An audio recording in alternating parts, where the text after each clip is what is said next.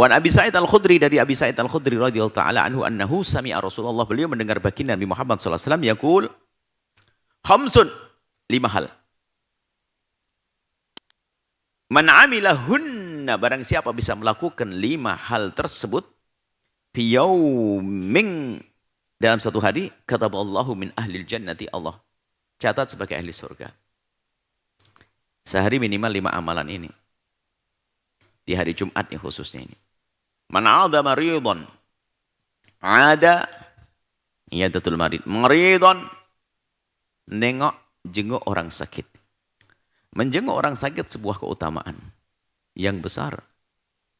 Menjadi sebab ditumpahkannya rahmat dari Allah Subhanahu wa taala. Dan pekerjaan besar, amalan besar. Amalan para kekasih Allah. Dalam hadis qudsi, Allah mengingatkan hambanya yang enggak mau kunjung kepada orang sakit dibikin sedih nanti. Abdi maridtu falam ta'udni. Hei hambaku, nanti ditegur. Aku sakit kau tidak kunjung kepadaku. Seorang hamba akan tanya, ya Allah bagaimana engkau sakit? Wa anta rabbul alamina. Bagaimana engkau sakit sementara engkau adalah Tuhan semesta alam? Ama alim ta'na abdi fulanan maridon. Apakah kau tidak tahu bahasanya orang itu sakit? Kemudian kau tidak kunjung kepadanya. Seandainya kunjung kepadanya, disana kau akan menemukan aku bersamanya. Sampai Allah berfirman seperti itu. Kalau kau kunjung kepada orang sakit, engkau akan menemukan aku bersamanya. Makna aku bersamanya, Pak, rahmat Allah. Doanya dikabul, rahmat dilimpahkan. Ini begitu besarnya keutamaannya menjenguk orang sakit. Cuman waktu jenguk orang sakit tentu ada beberapa rambu-rambu dan aturannya. Ada orang sakit yang tidak nyaman untuk dijenguk. Tentunya kita tidak harus sampai melihat orang sakit, paling tidak tahu kalau kita datang, kemudian keluarganya yang kita hibur. Ada sebagian yang ada hubungannya dengan wilayah tertentu, nggak bisa dilihat, tidak perlu dipaksain. Dan dianjurkan kalau lagi kunjungan orang sakit, ya jangan makan minum di sana lah.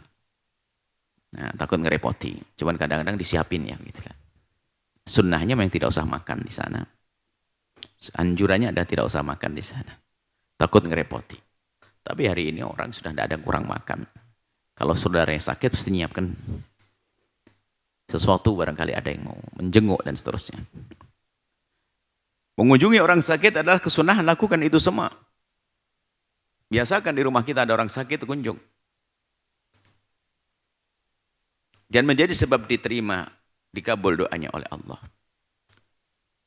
Sebab mendapatkan rahmat Allah. Dan Allah bersama orang-orang seperti itu. Dalam suatu riwayat yang maknanya benar, ana indal. Biarpun kebenaran hadisnya diperselisihkan, ana indal munkasirati qulubuhum. Aku bersama orang-orang yang hatinya tercapek-capek karena ujian yang Allah berikan seperti sakit. Dalam hadis sahih, innallaha sayansurukum bidu'afaikum. Allah akan menolong kalian dengan yang lemah di antara kalian. Sehingga kalau ada orang sakit di rumah kita, tetangga kita, sebetulnya itu adalah pintu pertolongan Allah. Jika kita peduli dengan orang-orang seperti itu, maka kita akan mendapatkan pertolongan dari Allah. Maka jangan ragu dengan mereka. Begitu sebaliknya yang dolim pada ini, musuhan dengan Allah. Dolim sama orang sakit, dolim sama orang fakir. Wah, itu memang daftar, aku pengen sengsara ya Allah. Aku pengen nyungsep ya Allah. Aku pengen celaka ya Allah. Orang yang dolim kepada si lemah. Orang dolim pada orang sakit.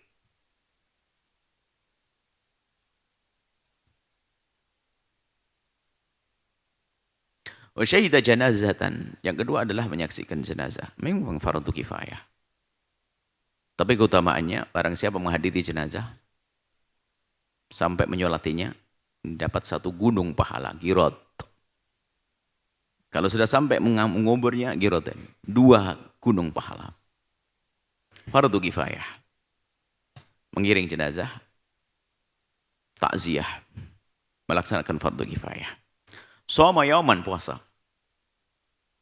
Puasa adalah amalan yang paling disukai oleh Allah. Fa innahu li wa ana adzibihi. Allah dalam hadis qudsi berfirman, puasa adalah fa innahu li.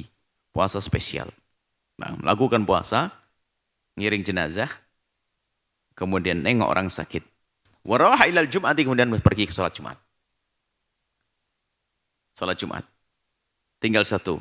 Wa a'taqa raqabatan, merdekakan budak, sekarang budak tidak ada. Ya karena tidak ada tentunya tidak dituntut lagi dalam hal ini. Berarti hanya 4, karena yang aku pengen kalau seandainya ada aku merdekakan budak. Sebagian mengatakan diganti dengan amalan. Amalan yang pahalanya seperti merdekakan budak. Nah, bagi siapapun yang melakukan hal ini adalah tanda kalau dia itu ahli surga. Cuman di sini yang paling inti adalah tentang sholat Jumat, karena babnya Jumatan. Karena Jumatan dimasukkan di sini.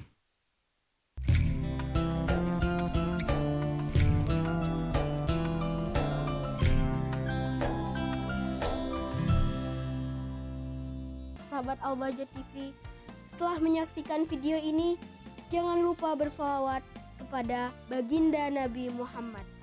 Shollu ala Nabi Muhammad. Allahumma sholli alaihi wa ala alihi wa sahbihi.